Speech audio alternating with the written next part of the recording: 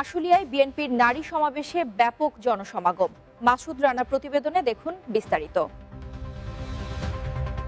নারী পুরুষের সমান অধিকার ও মাদকমুক্ত সাভার আশুলিয়ার অঙ্গীকার। আশুলিয়ার পাথালিয়া ইউনিয়নের ঘুঘুদিয়া কুল মাঠ প্রাঙ্গণে জাতীয়তাবাদী দল বিএনপির উদ্যোগে এক বিশাল নারী সমাবেশ অনুষ্ঠিত হয়েছে।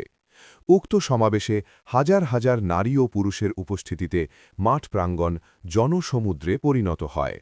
সমাবেশে প্রধান অতিথি হিসেবে উপস্থিত ছিলেন ঢাকা ১৯ আসনের সাবেক সংসদ সদস্য ও বিএনপি নেতা ডাক্তার দেওয়ান মোহাম্মদ সালাউদ্দিন বাবু।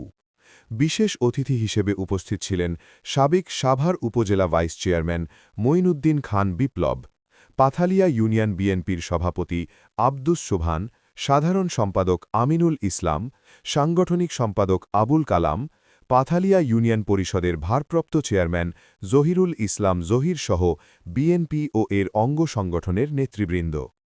সমাবেশে বক্তব্য রাখতে গিয়ে ডাক্তার দেওয়ান মোহাম্মদ সালাউদ্দিন বাবু বলেন, নারী ও পুরুষ সবাইকে সমান গুরুত্ব দেওয়া এবং সমান অধিকার নিশ্চিত করাই আমাদের মূল লক্ষ্য। নারীরা সমাজ ও রাষ্ট্র গঠনে গুরুত্বপূর্ণ ভূমিকা রাখছে। তিনি আরও বলেন, আমি যদি বিএনপি থেকে ঢাকা ১৯ আসনের এমপি হিসেবে নির্বাচিত হই, তাহলে আমার প্রধান লক্ষ্য থাকবে সাভার ও আশুলিয়াকে মাদক ও সন্ত্রাসমুক্ত এলাকা হিসেবে গড়ে তোলা। হবে না পাতালের মানুষও তখন তো বাবু ভাইয়ের সাথে সম্পর্ক, মাঠে ঘাটে সবসময় আমরা তার কাছে আছি। সভাপতি ডাক্তার দেওয়ান মোহাম্মদ সালাউদ্দিন বাবু ভাই এবং এখানে বাবিও আছেন এবং সহ অন্যান্য নেতৃবৃন্দ এবং আমার সামনে মহিলা কর্মী এবং মা বোন ভাই মা বোন সবাইকে জানাই আমার সালাম, আসসালামু আলাইকুম। আপনারা জানেন 12 ফেব্রুয়ারি জাতীয় নির্বাচন। আমরা আমাদের ডাক্তার দেওয়ান মোহাম্মদ সালাউদ্দিন বাবু ভাইকে পাথালিয়া ইউনিয়ন থেকে বিপুল ভোটে জয়যুক্ত করব এই আশা ব্যক্ত করি। আমাদের মহিলা যে কর্মী আছেন প্রায় আমাদের পাথালিয়া ৩,০০০। কি করবো সেটা আপনারা শুনেন। আমি নির্বাচিত হইলে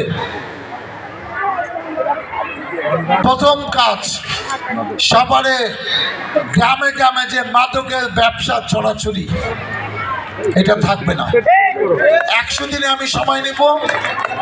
যারা এর সাথে জড়িত আমরা আইজি ডিআইজি এসপি এদের সাথে কথা বলে যারা ভালো অফিসার তারা এখানে আসবে, তাদের সহায়তা নিয়েই তো কাজটা করতে হবে। আমি আমার দলের সহায়তা নিব। অনেকে বলতে চায় যে